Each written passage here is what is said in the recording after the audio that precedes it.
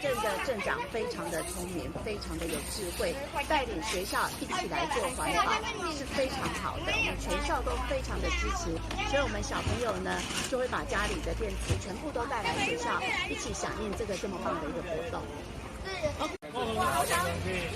哪一班？2比5.1公斤。2比5.1公斤。这样子还要吗？要。到时候会那个回馈金。